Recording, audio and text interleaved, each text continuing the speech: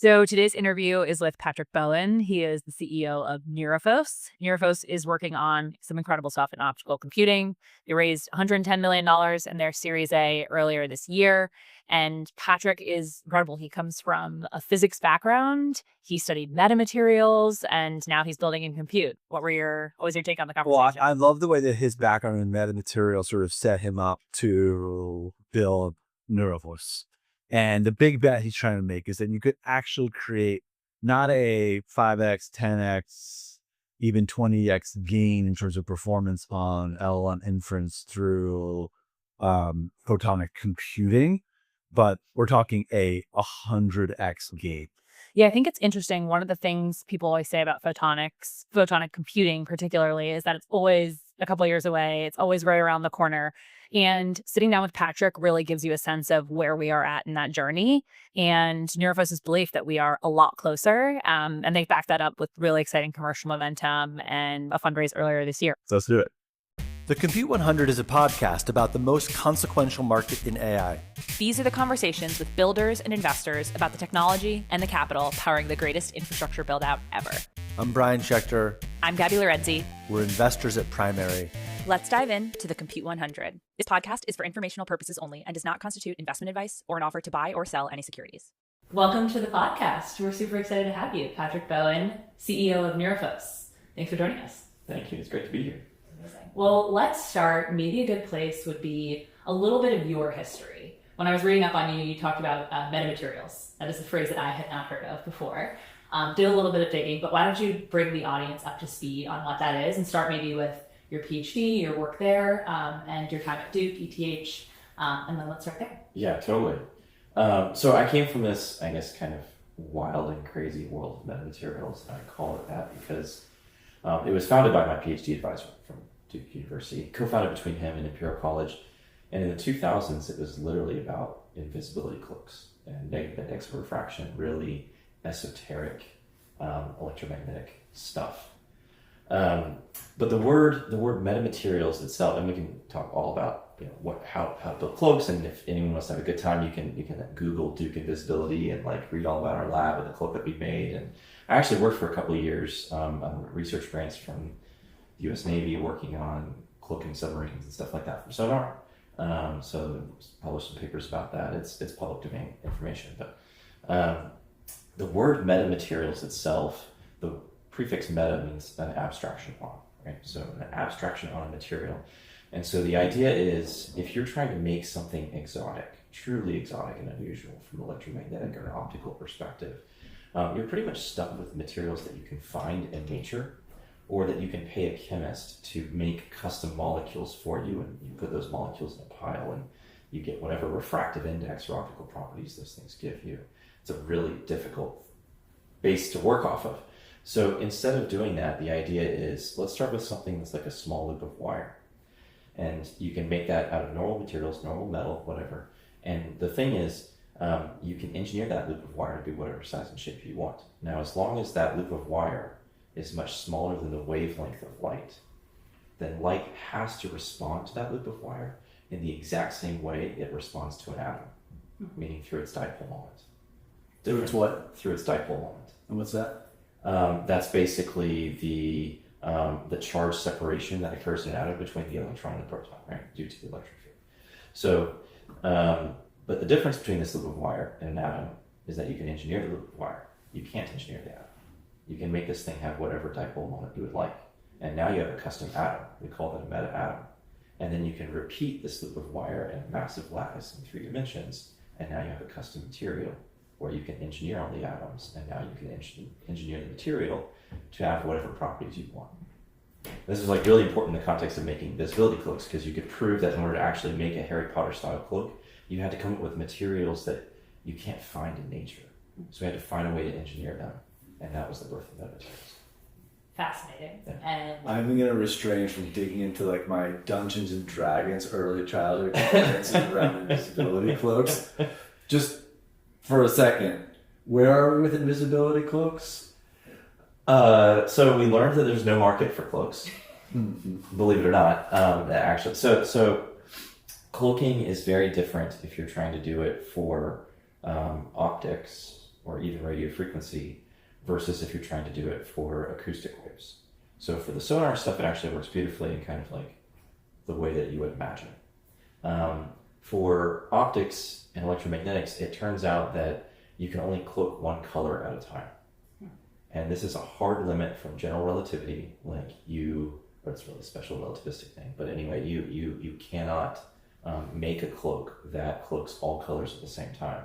But if you're in a room where there's like only green lights, for example, then you can make someone perfectly invisible to those green lights. But if someone turns on a red light, you're going to see the cloak and everything else. So to oversimplify metamaterials in the cloaking sense, it is you're engineering a material that when light is hit at it, you are able to derive invisibility from it, in the sense of you could cloak a submarine with this type of material you all are engineering and not actually see that submarine in a certain set of like patterns. Yeah, that's right. It's a material that you wrap around something and it makes light go around it.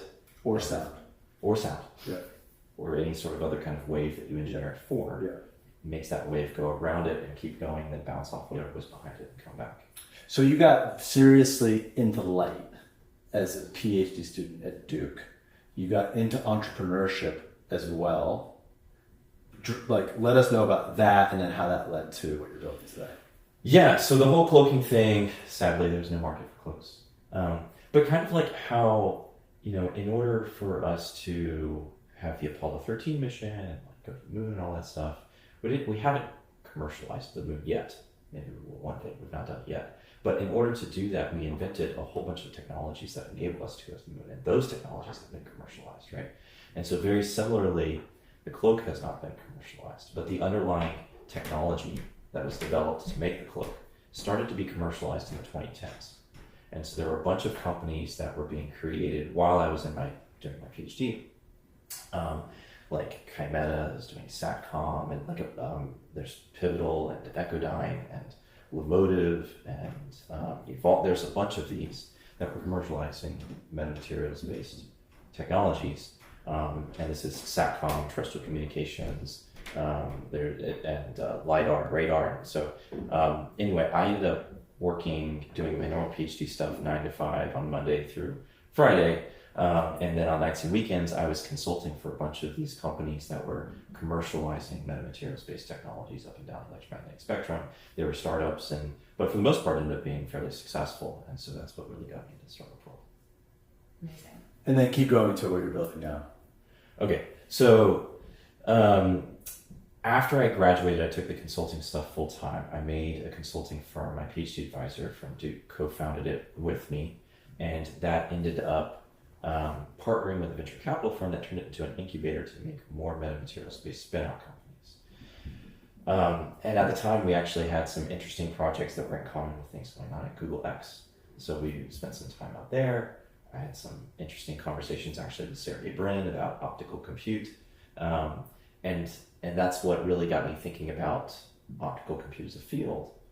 And this was in sort of like the 2020 to 2022 time frame when there were a bunch of startups like Light Matter, Light Intelligence, Luminous, Salient, there's Mythic, there were a bunch of these. It was kind of a movement in that area where they were trying to develop alternative physics forms of compute to compete with GPUs in the data center, basically. And I was looking at that wave and became fairly convinced from the fundamental principles of the physics that the technologies that were being pursued were running into a brick wall. And we're not going to be able to truly scale for optical compute. Optical compute's been a dream since the 60s. It was actually, we used it to do SAR satellite reconstruction before we had digital compute to do it. It's always been held back by one of two things. Either basically your optical transistors are too big or they're too slow. And that was the same thing that held back these companies. And so I was like, the only way to do this for real is to go back to the fundamental physics and solve the fundamental bottlenecks that they were running into, which means you have to go shrink the optical transistor by 10,000x. And that was the premise of the company. So let's come to that technology, but Sergey Brin conversations are always fun. Yeah. What was the Sergey Brin conversation? What happened? Yeah. So we disagreed very sharply over something, which was, he was very interested in quantum computing, especially for AI at the time. And so we started talking about basically what is the origin of nonlinearity in the universe, given that quantum mechanics is a purely linear theory. And it didn't really have to do with compute so much as if we were, trying to talk about what is the explanation for that. And we disagreed on what that explanation was, and quite sharply. And then, and then after that, we pivoted over actually to optical compute for AI, which we did agree on. And we actually agreed on some of the limitations too, which I can talk about later. And then, that was really what got me thinking about it. So maybe just like, I don't want to spend too much time on this, but can you just articulate like first principles around what is optical compute? Why have we been sort of pursuing it for so long? And then like a little bit more on those limitations of the slowness of the transistors, the size of the transistors. Yeah, absolutely. Okay, so optical compute, the argument for optical compute is fundamentally different from the argument for optical communications. Like the reason why we do optical communications or even radio frequency communications is because, but let's just focus on fiber optics for a second. Anytime you convert from electronics, which is a domain that we know and we love and feel comfortable with, to photonics, you pay an energy price to convert from electrons to photons. And that hurts you. But once you convert to photons, you can send that data a really long ways down the fiber before it ends up being absorbed. That's why we use it for undersea cables and all that stuff, right? Now, as you decrease that distance, that trade-off makes less and less sense, right? To do that. And so if you're talking about really tiny short interconnects, like on a chip, for example, that are a millimeter long, it doesn't really make sense anymore. You should just do it electronically. That is not the reason why you do optical compute, and people often confuse these things. So the reason why you do optical compute is because you can pay this price for this conversion from electrons to photons. But once you move to the photonic realm, you can split your photons over many, many parallel calculations and then recombine the results at the end to do a final conversion back to the electronics domain. And so you can amortize that energy cost of converting from electronics to photonics over a whole bunch of calculations at once. And you can save that energy. Now, what is the limitation on that? How much can you amortize this thing? Before that, how do you split it? How do you split it? Yeah. You literally do the conversion from like electronics to photonics, so now you've got photons coming out, and then you split that light across many parallel paths, and you let all those parallel paths hit a whole row of optical modulators. Is that split done with like a mirror? What's it done? There are many different ways you can do it. You can do it in a silicon photonic chip. You can do it in a lens. There's several different ways to do this. And you're essentially splitting photons by their wavelength, the actual wavelength of the light. Is that the right way to think about? Some people do that, but I don't think that's the best approach. The more common approach, and the one that we're taking actually, is to just smear the light. So you have some fraction of the photons going this way and some this way and some this way. So you just smear the light out. And that actually drops it down to a really low power level across all the different channels, right? Then what you do is you let all those different really low power level signals do a multiplication, for example. And then on the far side of that, you recombine all these parallel channels and the power sums again. And what you've just done is a dot product. You just did a parallel multiplication and add. And then when you sum it back up, the power level increases again. And you only had one optoelectronic conversion on the front end and one optoelectronic conversion on the back end for a whole bunch of parallel calculations. So it is this it is both the speed up, right? You amortize, you did it over a whole bunch of parallel channels at once, but it is also the amortization of the energy. That is the most important thing that really matters. And so anyway, the energy amortization is basically limited by how many of these parallel channels you can have. Well, what limits that is how many you can fit on chip. And how many you can fit on chip depends on the size of your optical modulators. If you do this with like off-the-shelf silicon photonics, each one of these channels takes like 2 millimeters on chip, and your chip's like 30 millimeters long. So you're just not going to fit that many of them on chip, right? And so, kind of like the records of doing this on chip are something like a 64 by 64 matrix multiplication, for example, that you can fit on chip. But we shrank those modulators by 10,000x. So now we can do literally 1,000 by 1,000, so 1 million multiplications in one go, one clock on chip. So the core innovation was getting the modulators small enough so that you could put more of them on a single chip, and more modulators meant that you could do higher complexity calculations or just larger matrix multiplications underneath the hood, and doing that all at once, which is something that a GPU currently does not do. So talk a little bit through kind of the architecture differences on the photonic side, what you all are doing in the optical computing versus the traditional digital computing. Obviously very different, but would love to hear how you all are thinking. Totally. What I would say is that actually this is exactly what the GPU does. When we move from, so GPUs do a bunch of parallel calculations, and they would basically be, in the older days, a bunch of these, they called them streaming multiprocessors together, right? But then there was a movement, I think really it was the Google TPU team that resurrected an old technology called systolic arrays, also old technology from the late 1970s, to make what they called a tensor core.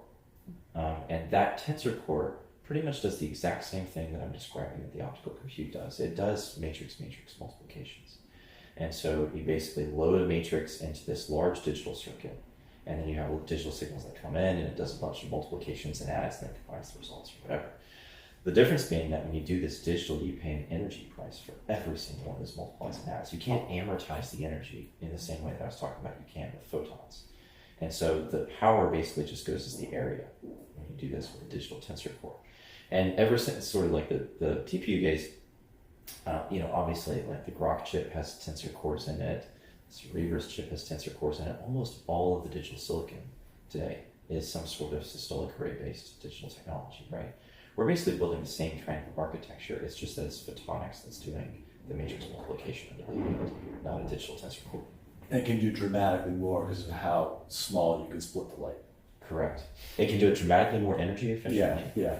And the other difference is that you can clock it at 56 gigahertz as opposed to 1 or 2 gigahertz, right? So we can both be much more energy efficient because we amortize the electro-optic conversion energy over 1,000 operations, as opposed to a digital world, you pay a price for every single one of those 1,000 operations. And then we can clock it at 56 gigahertz. And so what you've done is you've made an incredibly efficient chip, but you use your clock speed to turn that energy efficiency into raw speed at the same power level. Wow. So where are you today with this?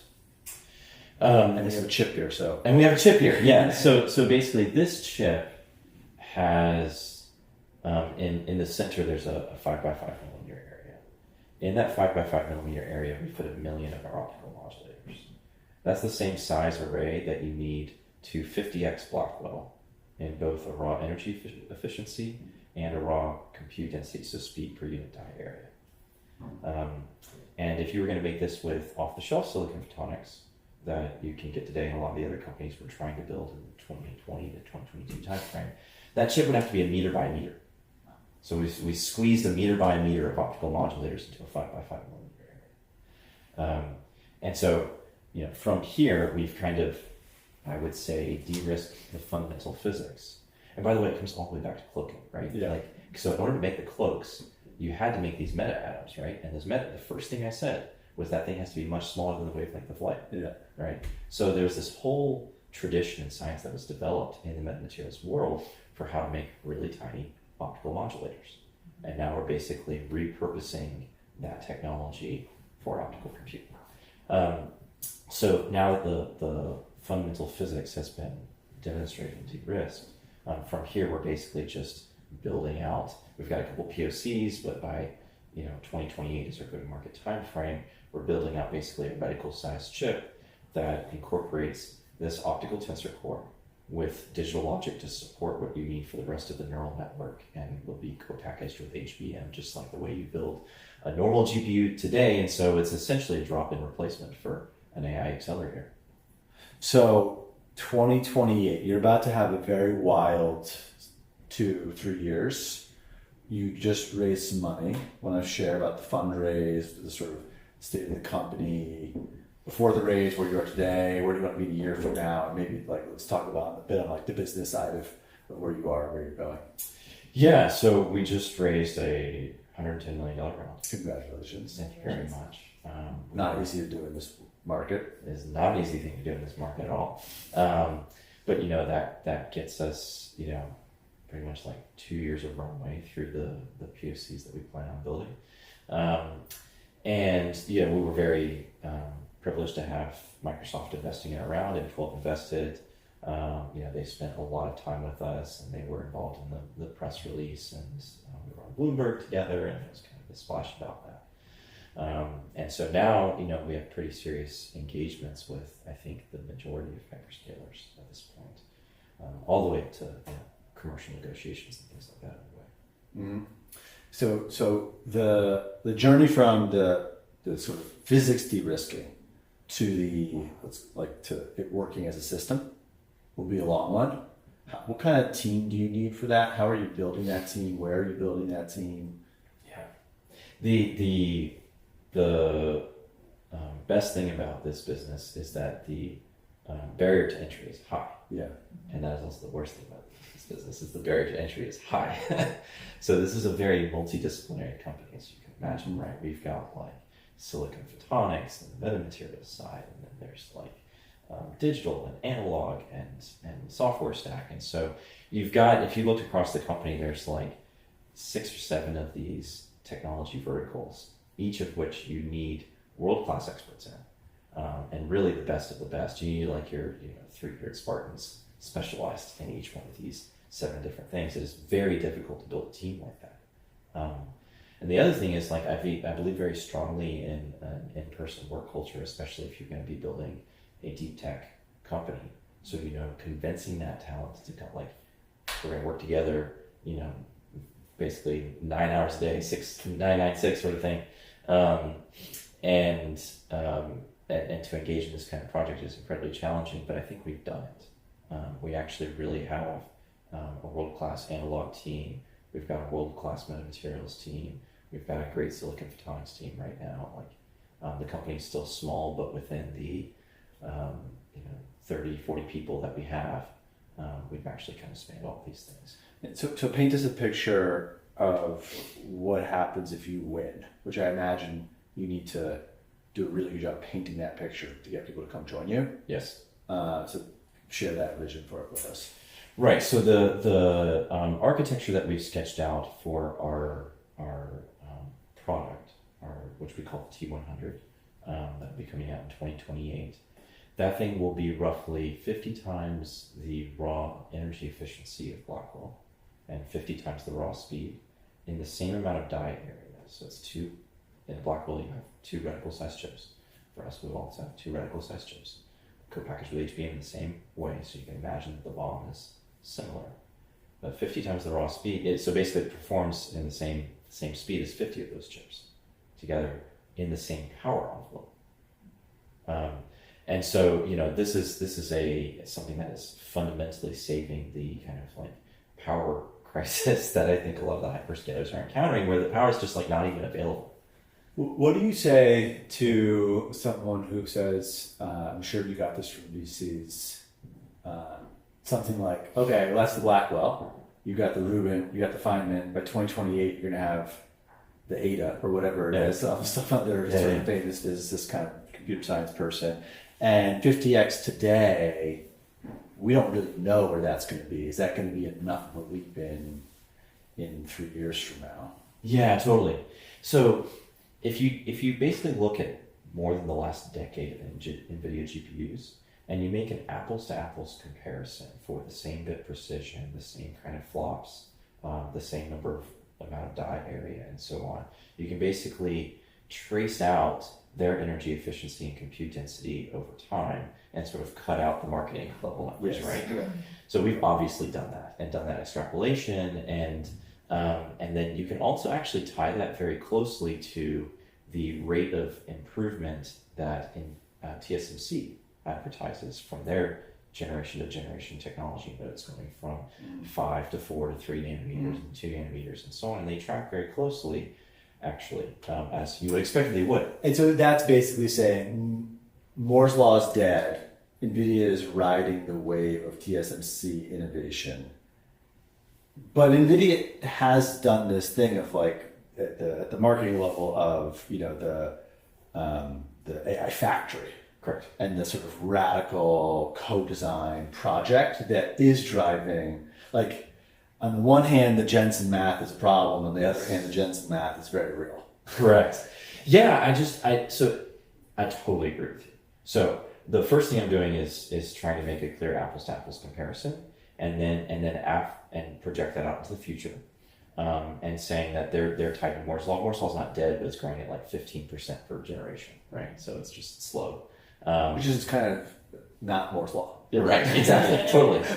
It's not that there's no growth; it's just slow. Yeah. We have the Moore's crawl. Yeah. Right. The Moore's crawl now. So we have a fundamental physics innovation that is entirely orthogonal to Moore's law, based off of this amortization of optical compute, right? And so that's the innovation trajectory that we're walking down. Now, to be totally fair to your question, I think the second part of it is about NVIDIA's level of vertical integration, right? They're now innovating at the data center scale, not just the chip scale, where the chip scale is limited by the fundamental physics that TSMC delivers, right? And that's very real. And so for us as a startup, we had to find a very reasonable bite-sized piece that we could go after in the market where people would buy just a rack from us or just servers from us, right? Like something that is achievable. And so we found that in selling essentially prefill silicon. You guys may have heard that some companies like Grok and Cerebrus and so on, they really tend to excel at the decode half of the inference pipeline. We actually decided to take a different path of the whole optical compute thing and target prefill initially.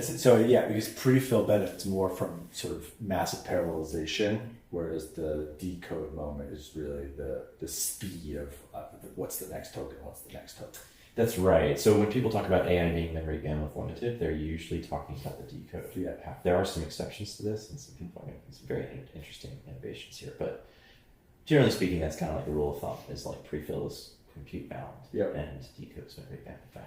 So what does a system with Neurophos look like if you are simply targeting prefill to start? What does that look like at a system scale in terms of where you're passing decode off to and the entire full stack? Yeah, you basically have like a rack of our chips, right? That would be a prefill rack, and we can basically fit, it's going to be something like 20 times the raw speed of an NVIDIA rack at like a third of the power.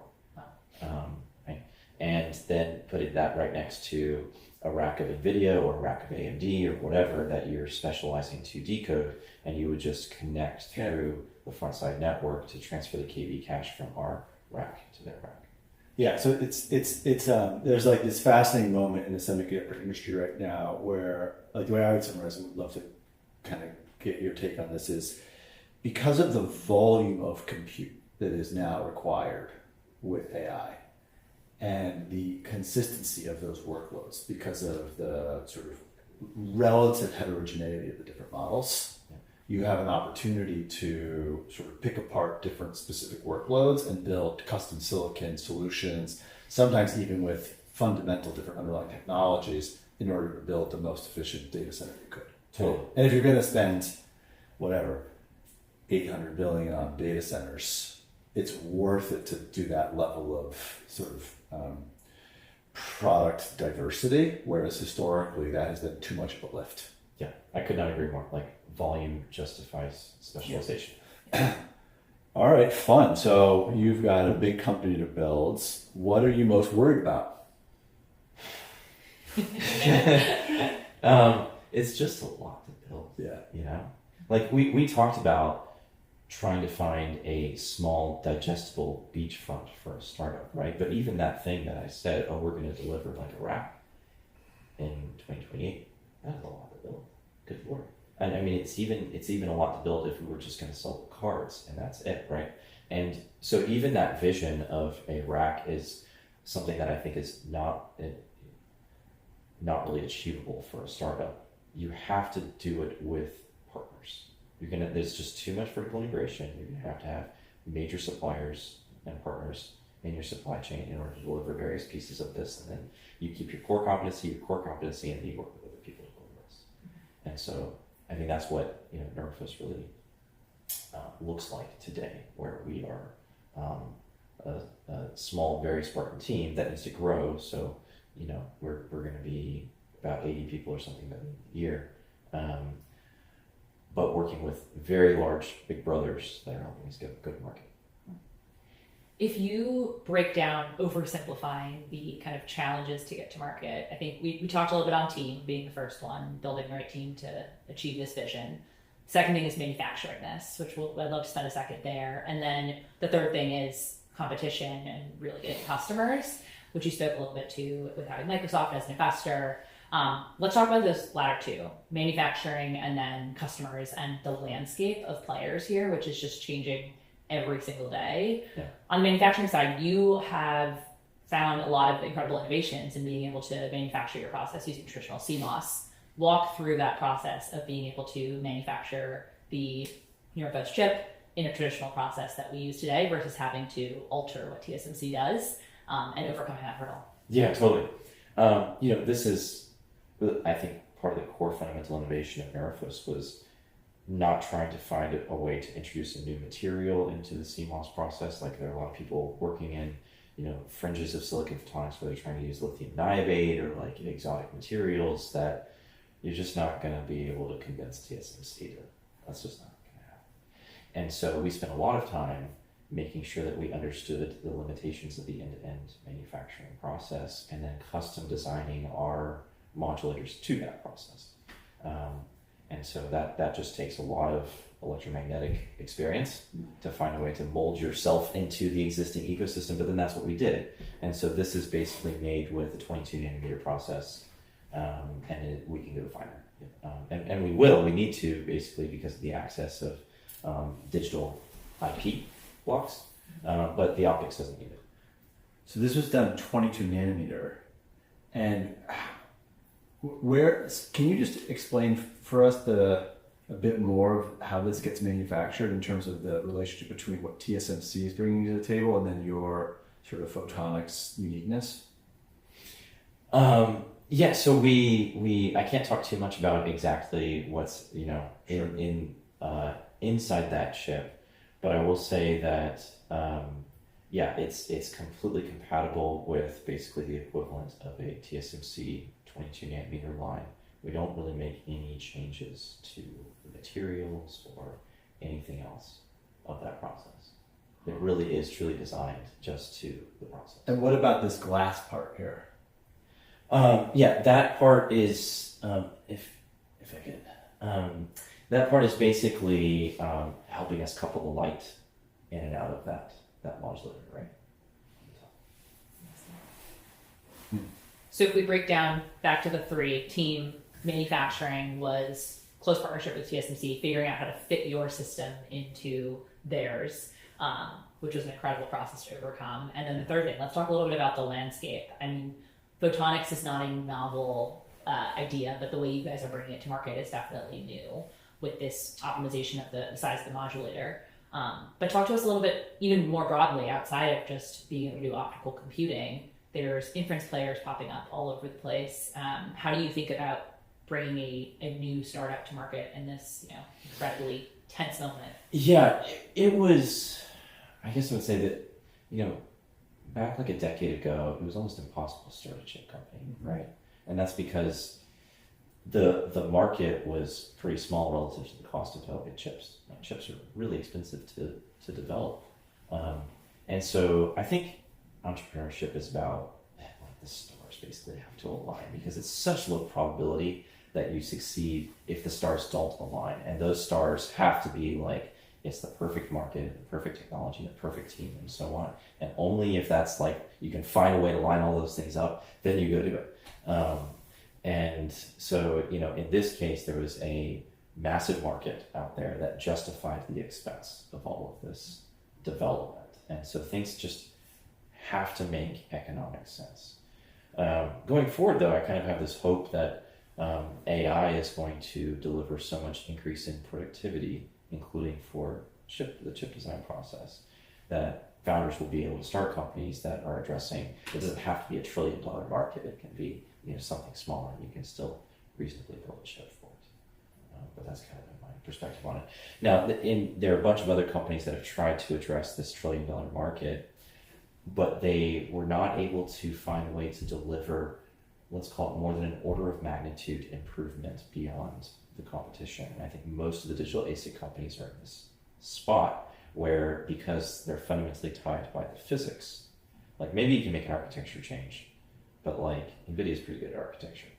And if all you're doing is architecture change, you probably get a factor of 2. And that factor of 2 is really challenging to convince a hyperscaler to like move their whole software team and their whole ecosystem off of NVIDIA onto something else. So you need like an innovation that's at least an order of magnitude. And then back to your point, NVIDIA is not just sitting on their hands. They're getting better over time. Their chips are getting better over time. Sure, they have Moore's Law's challenges, but like let's not underestimate these guys. So that was my premise, was like, it needs to be a big market. You need to have a major advantage from the first principles physics over everybody else. And then that market needs to justify the expense it takes to take this first principles physics to market. There's no question that you're building for probably the biggest market I'll ever see in my lifetime. And it's incredible to be watching startups like what you all are doing, go tackle that. On that note that you just talked about of being able to actually condense the cost of manufacturing a chip, that's been something that one day there's going to be a world where maybe I have a chip that's running the Gaby model and it's perfectly built to me. I would love to hear about the key things that you see at Neurophos around reducing costs in your actual development. Is it AI EDA for AI for chip design? Is it manufacturing processes you're seeing, yields getting better? Walk us through a couple of the key areas you're most excited about from integrating AI into the actual manufacturing process. You're going to be disappointed because my answer is that like it's literally everything. I mean that is the reality, is that it just makes the day-to-day engineering life of an engineer so much easier, right? From building link budgets to filing patent disclosures to like, I've got this output from this simulation tool that I need to get over to this simulation tool, but they're not compatible, and so I need to convert the format from this to that. And beforehand, I used to write my own Python script to do this. Now I basically just ask Claude to do it, right? And so it just makes everything so much easier. That said, it seems like disruption in the EDA tool space would be very valuable. We basically have 2 companies doing this today. And I would argue that 2 companies is not a healthy ecosystem. You need more competition than that, and that I'm hoping that AI will drive some of that competition. The thing that I would want to touch on first is like, as in terms of like your founder journey, what have you been learning for people who are where you were 5 years ago? What would you say to them if they want to be building specifically in the world of compute? That's great. Yeah, I mean, there's several messages that I wish I could give to my younger self that had just finished the PhD. Like I came out of this, originally I was like training to be an academic, right? Like I was going to be a professor. And specifically I trained like as a theorist. And learning to be an entrepreneur instead and start this company, like I had to overcome some major things. I mean, I think the biggest mistake that entrepreneurs make, if you are like this deep tech founder and you're used to just building things because you can, is that it's just not scalable. It doesn't matter how talented you are. Like you very rarely get to build the product yourself. What you build is the company that builds the product.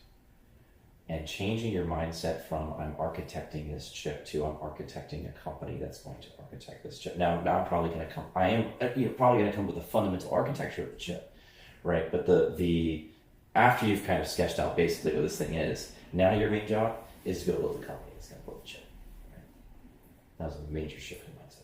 And when did you make that shift? Like, what was some like the inciting moment to make you be like, oh shit, I got to change how I'm approaching this? I think I learned that lesson the hard way. Like I ran into the wall of like not having enough time to solve all the problems all at once, or even if I had the solution, don't even have time to articulate that to the other people, right? And so you really have to spend the time to lay the groundwork to build up the systems where that engineering can happen. What about with investors? And you sort of were able to be in an entrepreneurial ecosystem, seeing a lot of venture-backed startups. So you had some proximity, but this was your first company that you raised money for. Sure. What were some of your lessons on that? From watching other? No, from watching others, doing it yourself, Like, so one thing, you got to be able to focus on company building, but before you can really do that, you need to be able to raise some money. Oh, yeah. So that was really about connecting value in the market to what your innovation is, right? And then also having the second understanding that the world actually does make sense. I think the VC world makes sense. I think a lot of founders, when they come to the VC world to begin with, they're like, they don't understand why VCs don't invest. And I think this is like incredibly frustrating to founders. And it was probably frustrating to me for like the first year, but then eventually it did make sense, like why VCs make the decisions that they do. And it's really, I think because they're operating in a very information-starved environment. And making the best decisions in that environment is like very challenging. And I think entrepreneurs don't appreciate that. So, I had to be able to get my mind in that mindset of understanding how the VCs think, and then being able to clearly articulate like exactly what market we're going after, how you can get there with a reasonable amount of money, and then what exactly the innovation is that makes this different. But then there's a whole bunch of other things, which is like, you're not going to do it yourself. So you have to explain to the VC, like, who else you're going to be working with to do this. Like, the whole plan needs to make rational sense. Yeah. There's this storytelling, and then even then, for most VCs, what you want to do doesn't make sense for them because of their strategy. Right. So there is like, you both need to find the right story, and the truth wins there. Right. So you just need to be able to do it well, and then you need to find the right fit. And there's not a lot of VCs that one of the things that Gaby and I are really excited about is we think there's so much opportunity in compute right now, but there's not a ton of early stage activity here because there's not a lot of muscle memory around investing in startups that then go on to become huge successes.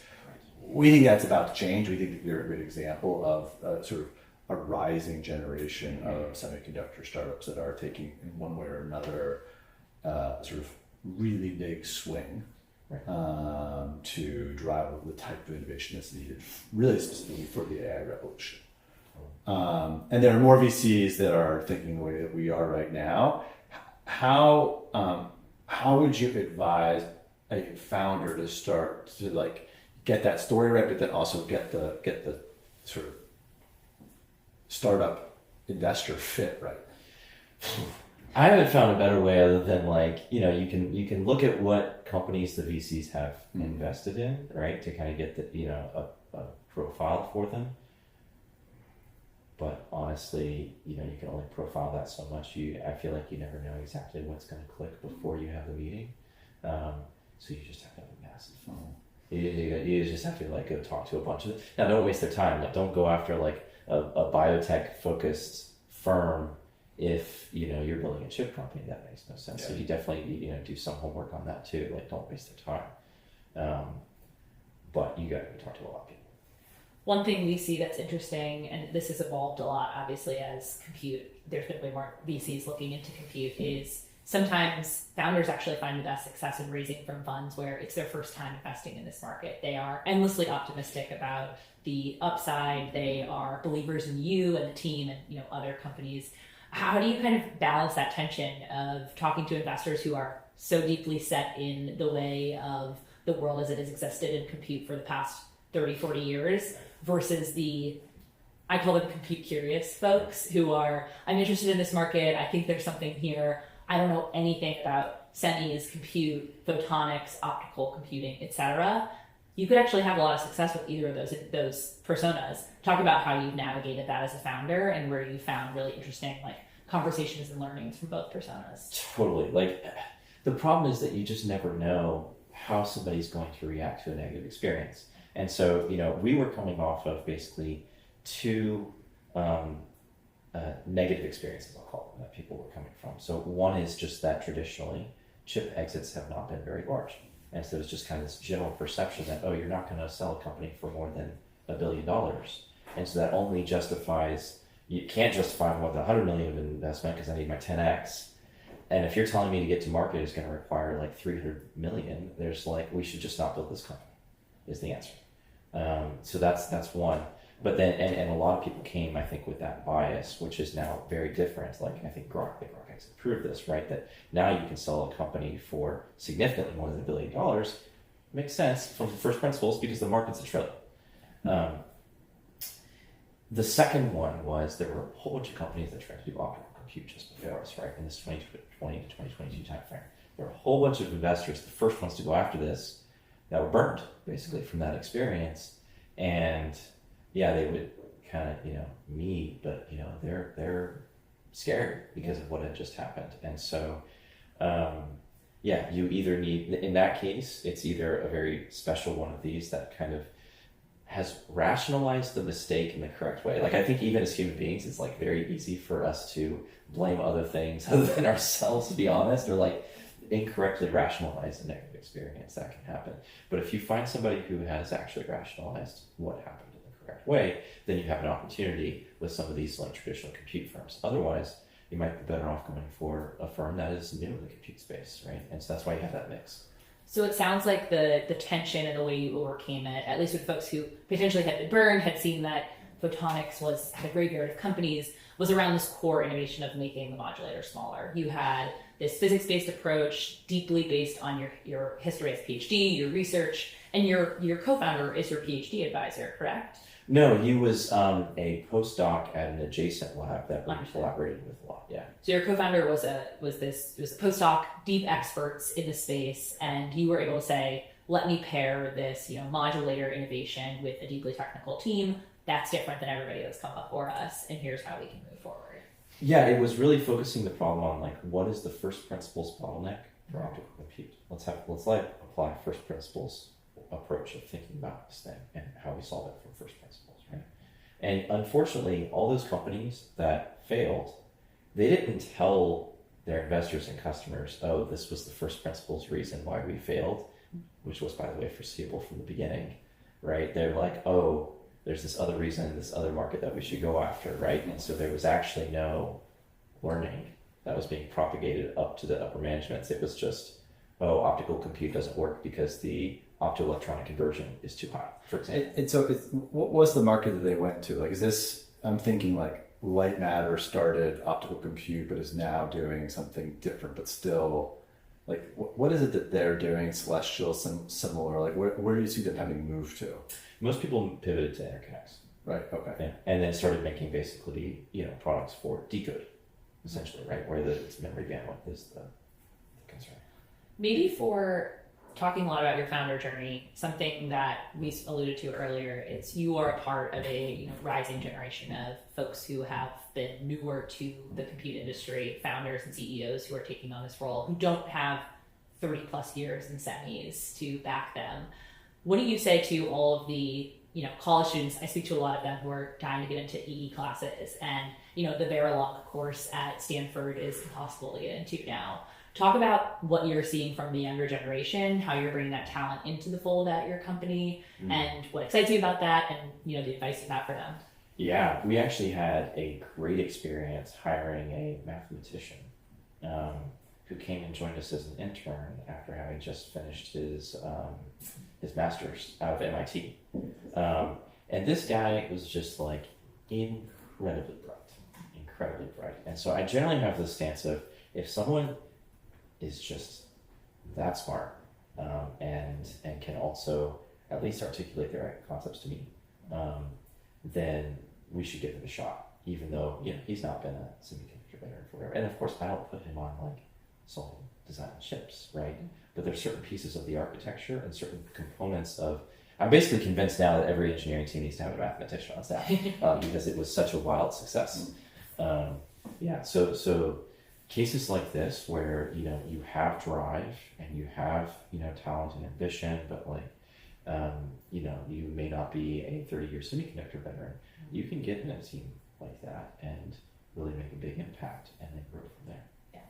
And looking back even further to your own journey, you were studying electrical engineering in this space and obviously went into metamaterials for undergrad, postgrad, etc. What got you interested in this industry as a young child? Or is it something in high school? Walk us through just your general interest in the space of what led you to eventually study cloaking and optical computing, all of that. When I was like 9 and 10 years old, there was an electrical engineer who lived across the street from me. And he was like in his late 20s or something. And he would invite me over to his house, and like the first thing that we did was we bought fertilizer and stuff from the hardware store. We made gunpowder, as young men do. And so we were exploding things. But then later on, we would like buy this. Where'd you grow up? North Carolina. Okay. Yeah. Fairly rural areas. Cool. Yeah. But then, he would invite me over, and we would buy those like Radio Shack kits and then make radios and things like that. And we did some of it in his lab and stuff at work. And that was a great time. And then he gave me his freshman in college, undergrad electrical engineering textbook. At what age were you? I was 9 and 10. Wow. And I read that thing, and I did the homework problems, and like really, I loved it. And so that's kind of what latched me onto this thing. But then when it came to undergrad, my freshman year, I decided to basically double major physics and electrical engineering, because I felt like if you just study engineering, you're basically going to be spending your life optimizing the last 20% of efficiency out of a technology that someone else has invented. And if you just study physics, you don't know enough about the practical world of like where things are built in order to make technologies that are actually useful for people. And so I was like, I have to do both. I can't like do one and not the other. And that was really proven to me freshman year, I always worked on the side doing undergraduate research to like pay for room and board and tuition and everything. And so freshman year, I worked for a theoretical particle physicist doing research on neutrino oscillations. But these are particles that are almost massless, right? So they don't really collide with much. There are billions and billions of them that come from the sun and basically whip through the Earth and all of us without interacting with anything. Basically, it's incredibly hard to detect them at all. And I just like killed myself studying the theory for this thing. And I was like, I'm devoting so much of my life to study something that is literally impossible to have an impact on anyone's lives. There's like physical laws prevent it from impacting anyone's life. I should go do something else. And so then I did, and then that was how I got into... I'll learn how to make things invisible. That's right. It was a wild journey. There's these tiny invisible things going down, see if we can make the big things invisible. Exactly. What are, like, to maybe before we run out of time, I would love to just get your thoughts on like AI more broadly. Like there is, we're recording right now in late February. Markets are in turmoil. Anthropic is taking over the world.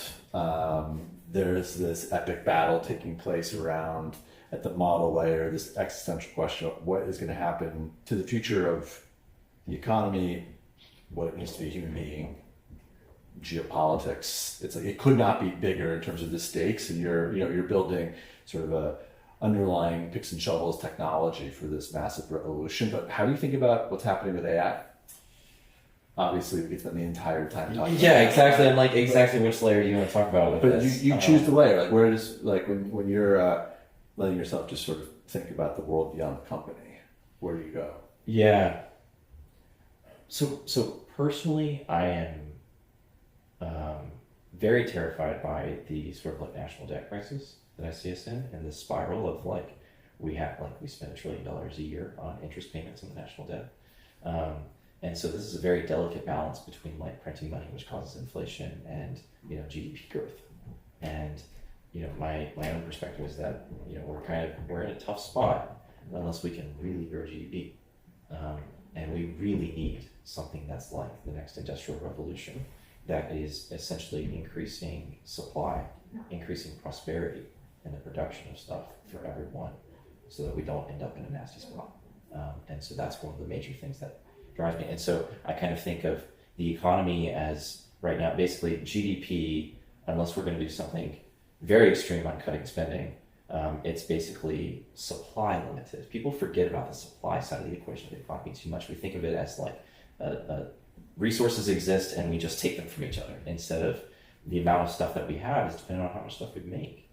And so in order to increase supply, that's fundamentally technology limited.